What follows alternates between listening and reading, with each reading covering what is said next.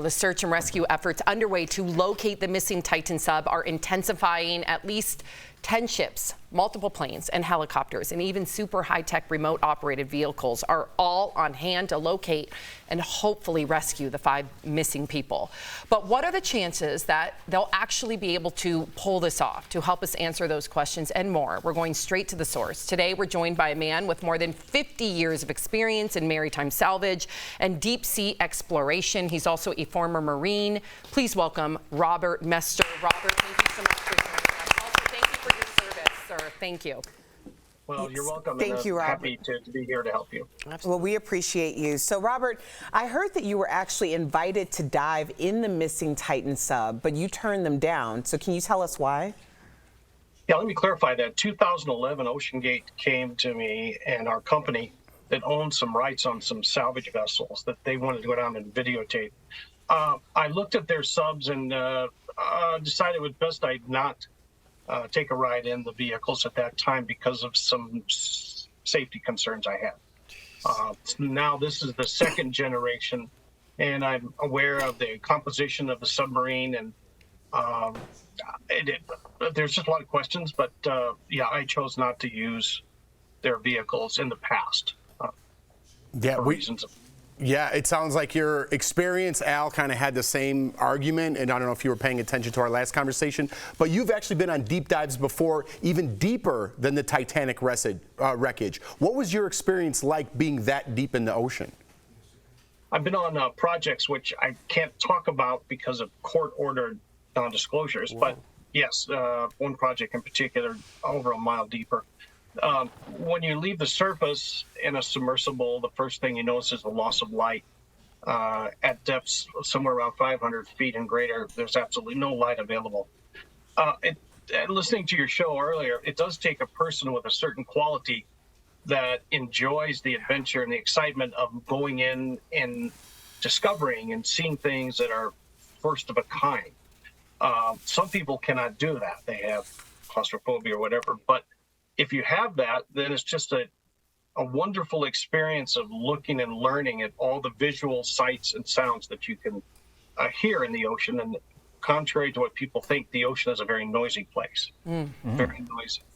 Interesting.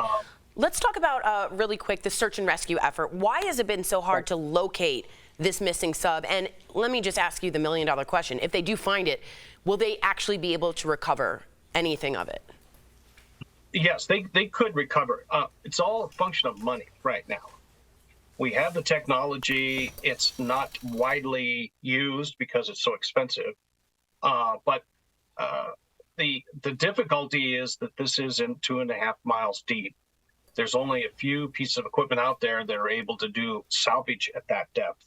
And they're not manned vehicles either. The need for man to be down at those depths is another issue to talk about later. As I've experienced the oceans and entering into it, I've come to the conclusion that it's not necessarily I be there in order to get the information, the experience. There are robots. We're on other planets right now remote. So once we remove that need to have humans on the bottom, suddenly it gets much easier and we get more money involved in the technology than we do in trying to keep somebody alive. The rescue efforts are going to be very expensive. They can perform that. I have been in contact with some friends of the Coast Guard who said a Canadian vessel has found debris that is similar and they believe connected to the submersible, the Titan. And I guess there's a news release at about 3 o'clock your time. Okay. Yeah. I just want to jump in really quickly. It's an honor to have somebody of your expertise, so I'm going to ask you to speculate with the last 30 seconds that we have here. You have more than 5 decades of experience. What do you think happened? Obviously, this is just speculation. I believe on that first day when the vessel got to somewhere around 5,000 feet, 1 3/4 hours into the dive, there was a catastrophic failure of the hull, causing implosion, and that was the end of all the people aboard and the end of that project. I believe that's what occurred. There's many reasons why, if something else was different, we would have some other indications, dropping ballast, noise, and so forth, but none of that has occurred. Since that time, we've heard nothing. So my belief is there was catastrophic failure of the hull. Wow. Robert, we appreciate you. Thank you so much for joining us on the show today. For more information on Robert and his Maritime Consultants company, scan this QR code and it will take you directly to their website at nwmaritime.com. Thank you again, Robert. We'll be right back. Thank you. Thanks.